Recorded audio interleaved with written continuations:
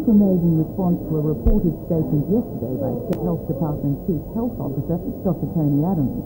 Dr. Adams said bans on male donors would be considered in extreme circumstances if another rash of AIDS-contaminated samples were discovered. The eventuality of male donors says, however, that the blood clotting agent factor VIII plasma was now being subjected to a process of heat sterilisation by the Commonwealth Serum Laboratory, which would hopefully eliminate any potential problems. Dr. Deverage says this is only one of the screening processes that have been brought in because of the AIDS scare. Well, there are three modalities at the moment. First of all, we have a questionnaire that every donor reads and has to sign a statement saying that they're neither homosexual, bisexual, nor an intravenous drug user, nor a sexual partner of any of those groups. And the donor signs that statement, and we use that as proof that that person is not in the high-risk group. We also have recently introduced a screening test, which is a test for a hepatitis B core antibody, which is a surrogate test for AIDS. Although it doesn't mean that that person has AIDS nor ever been exposed to AIDS, the association with people who do have AIDS is used to screen out that blood, and that's not used for patients. What would it mean to you if your supply of blood from male donors was cut? Well, I think that male donors constitute 60% of our volunteer blood donors at the moment, so obviously that would mean that we would have to rethink our recruitment programs, and our supplies of blood would be critically short.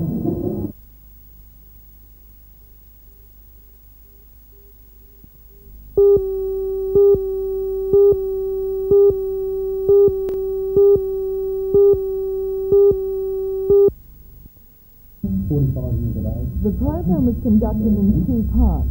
The first was a survey of employment prospects in the home, which highlighted the falling number of jobs available, and the second was the career education resource. The resource, with its colourful poster, guides the job seeker through the maze of employment, training and self-development opportunities. It also helps pinpoint your aims and gives hints on what to do while you're waiting for the right job. Now the New South Wales Education Department has ordered 20,000 copies to be distributed to high schools. So what has made the program so successful? Mr. Carol Gressel. I think it's a very relevant program. I think it was a good program, and I don't say that in a boasting way for ourselves, but for the other professionals, people who are involved in the development of the exercise. I think it was timely, it was relevant, and I think it was very good. Is it only for school children, or can other people use it? In fact, we've got a very good response from schools with the program, and I guess that's why it went statewide eventually, but it is reasonable to use for people in job search outside of school. I think it has quite wide applicability. Certainly very relevant to school leaders.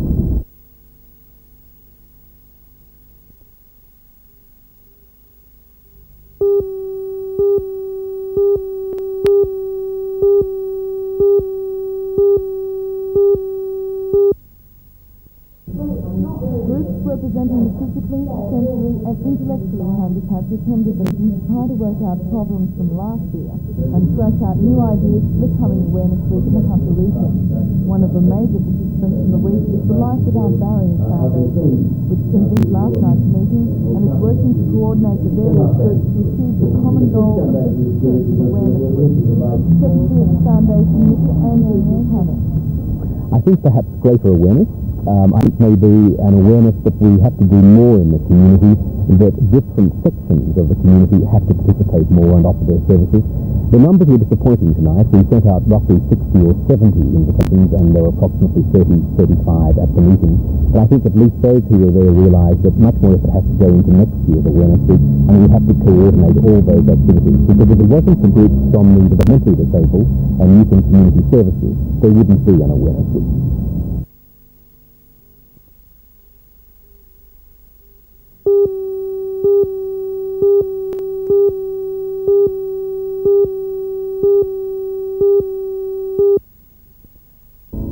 The Young Artists exhibition began its life in 1943 in Newcastle Town Hall.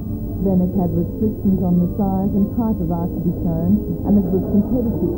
But today, all that's changed. Gone are the prizes for the best painting and the regular semester displays. The exhibition has become much freer over the years, and it's culminated this year in the hundreds of works of art hanging at the Garden City Shopping Centre.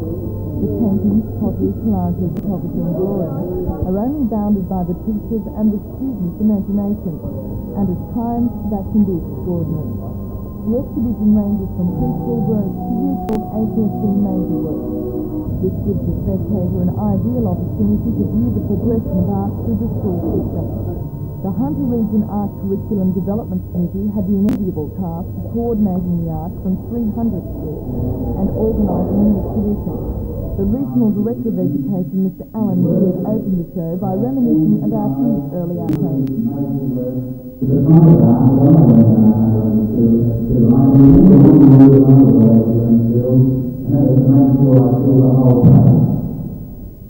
The exhibition will continue for the next 2 weeks.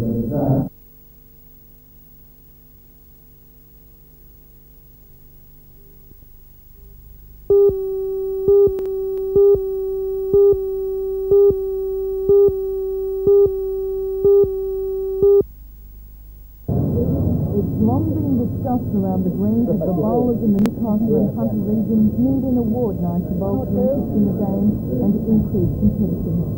And last night the critics were satisfied. The inaugural Lawn Bowler of the Year night attracted a huge crowd of bowlers from throughout the region. But the night was not only to honour the men and women in white. Those outside the sport who worked for bowls were not forgotten. Mr. Reg Davis from NBN received an award for his production of the NBN Classic Bowls Tournament, and the 2 top apprentice greenkeepers were also presented to trophies. Pelican Bowling Club was given the charitable club award for raising $18,000 to the Surf Lifesaving Association. The top awards of Lawn Bowler of the Year went to Rocket Thompson from the Chestnut Club and the Commonwealth Games bowler Eve Wilkes from the Newcastle South Club.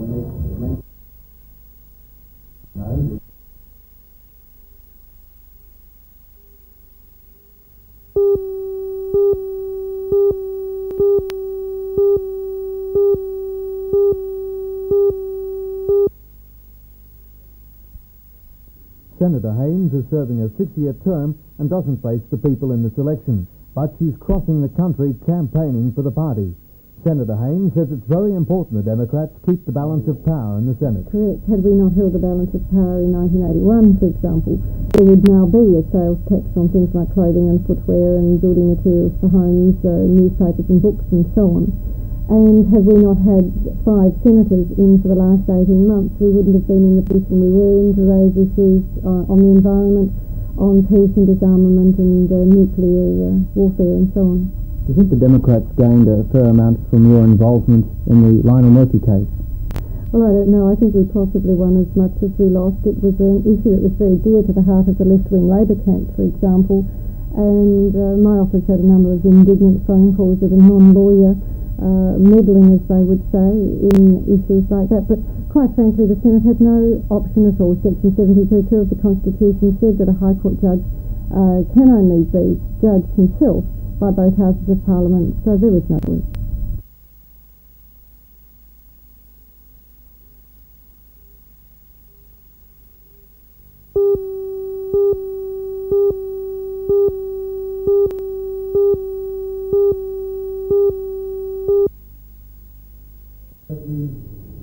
A report of 2 investigations was tabled at today's council meeting. The investigation centred around allegations of misuse of council equipment. The media and public were excluded from today's meeting, which would hear the allegations against Councillor Hawley. The issue came to a head a short time ago, following a letter to the council from a Mrs. Deborah Morgan, containing a list of questions in relation to the use of council-owned equipment. Mrs. Morgan admitted that she had contacted the Department of Local Government over the matter. Councillor Hawley is alleged to have used the equipment in his occupation as a funeral director. This afternoon, the meeting was still continuing.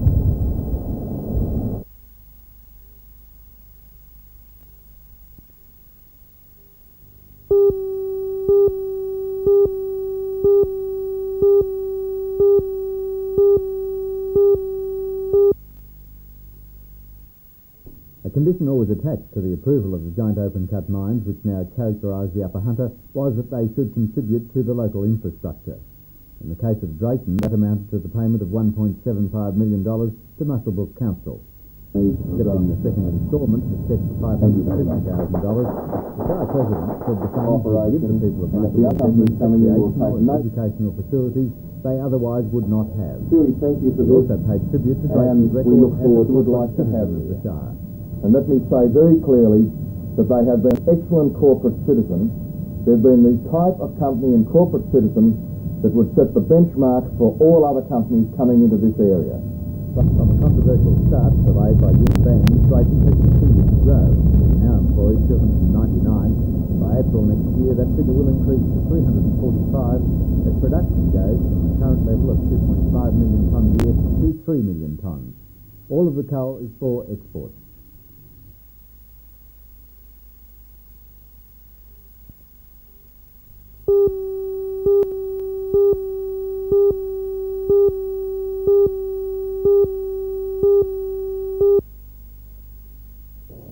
Outside school holidays, Myall Lakes National Park is the essence of tranquility, but the influx of campers at holiday time transforms this scene.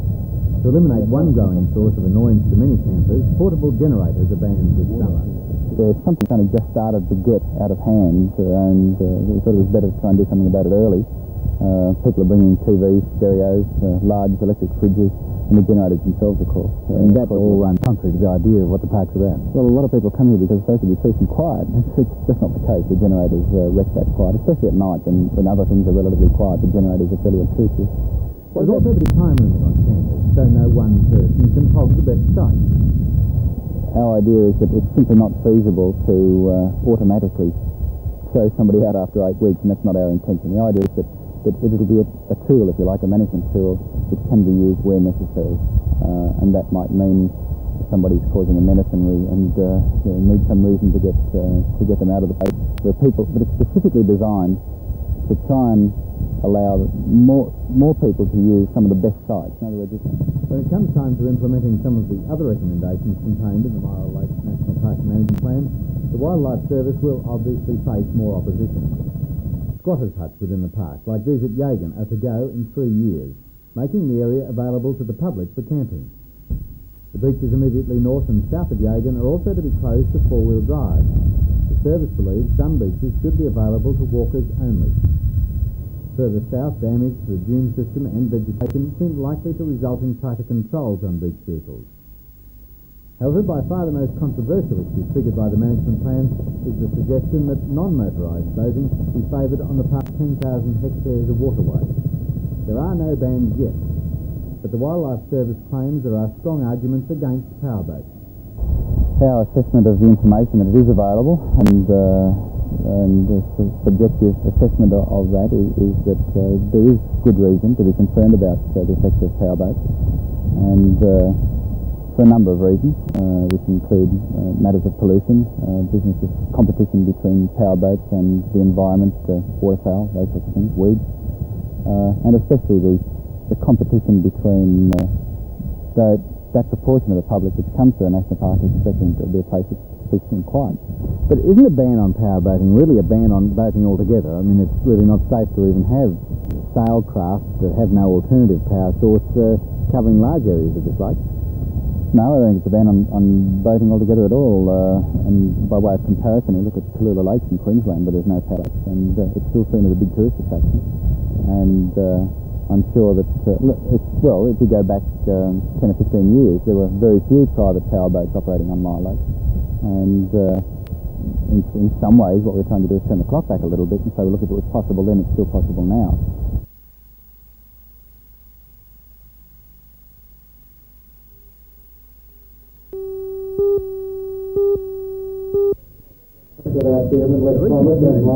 Was the first to focus on various aspects in the context of promotion.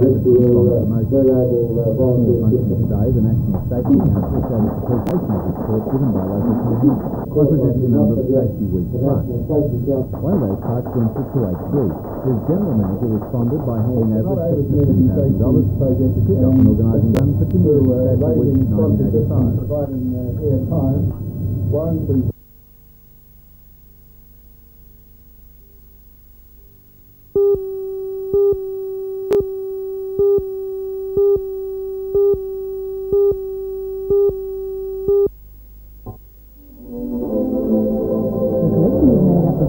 48 former Lindsay works. Estimated that the last major collection of Lindsay works went on show in Newcastle nearly 20 years ago. There are paintings, both oil and watercolours, drawings and etchings by the artist.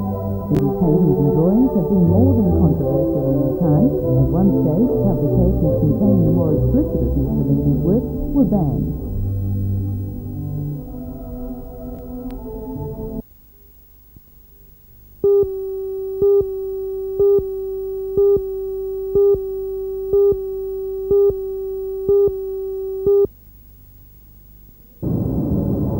Mr. Barley said the Newcastle show would be able to make as a result of the BHP contribution. He confirmed that total show sponsorship already exceeded this year's record mark of $100,000. The theme of next year's show will be saluting the youth of the hunter, to tie into the United Nations declaration next year as International Youth Year. Many show attractions next year were performed by some young and young talented, and the Warren Daily Big Band. Well, I don't like the competition with bigger and better and more people and less people, but it will be better in quality, more variety. We have some magnificent things planned for Sunday in particular, and of course the theme, the International Year of the Youth, I think will be a magnificent spectacle on Saturday night. Ruby, why did BHP decide to become involved in sponsorship of the show? Well, we were we were asked by the show association if we'd like to be involved, and it was wonderful because it's our big year for BHP, centenary year, and the show's a big item in the calendar in Newcastle, and to be the major sponsor was wonderful. Do you see that sponsorship continuing? Well, we've always been involved in some sort of sponsorship in the show, and I'm sure it will continue in the future.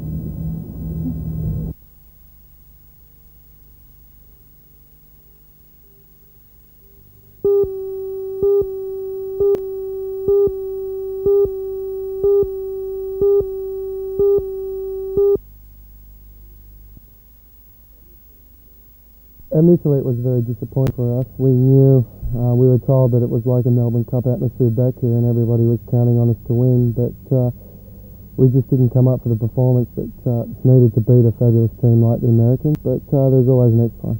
The Americans, though, went into it more highly ranked as far as seedings were concerned in New Blacks. Right, I don't think many people realise that. They had the first, second, fourth and fifth ranked swimmers in the world. We had 10th, 12th, 16th and 27th, so we realised that all the time. We always knew if we'd win, if we would have won the race, it would have been a fairy tale story. But unfortunately, our positive thinking got a little bit mixed up with practical thinking that we'd win, if you know what I mean. And I think everybody was, well, I know some people were a little bit disappointed with our performance, but I can assure you we did the best we could. You seem to have your bloke at the turn. You're full length in front of him at that stage of the way and appearing to go away from him.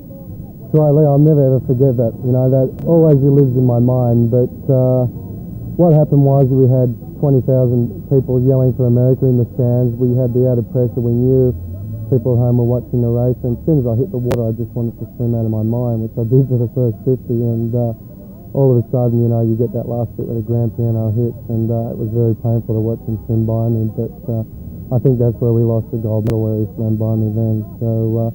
but it was a valuable experience. I was only 18, I will go on now, and I've learnt from that it won't happen again. Michael, you've just, as you said, had your 19th birthday, I believe. Right.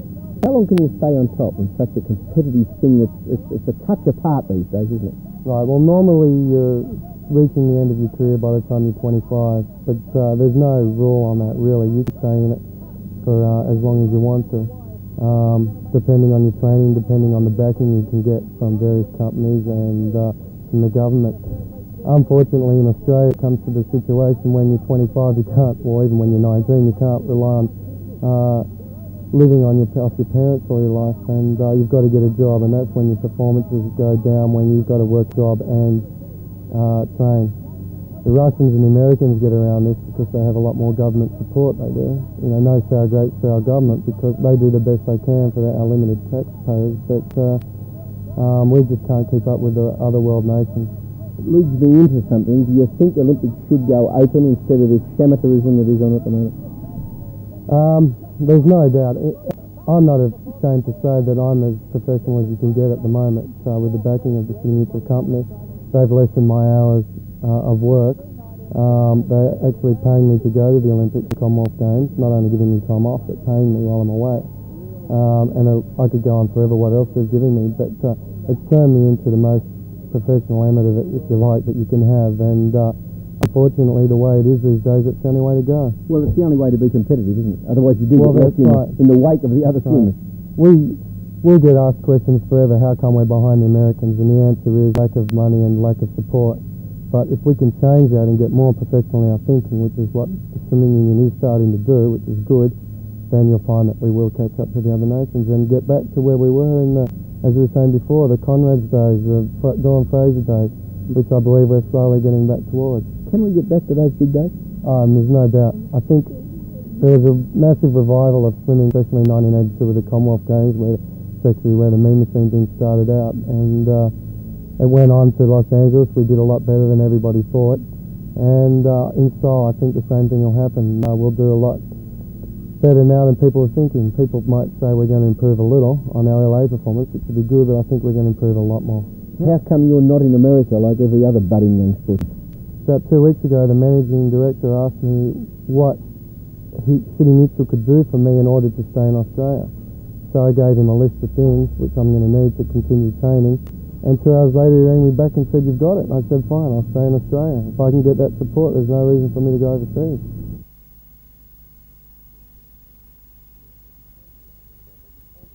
Yeah, but the sponsors aren't going to come to you. You've got to get up and do something, you know. All you budding young sports people out there, if you want to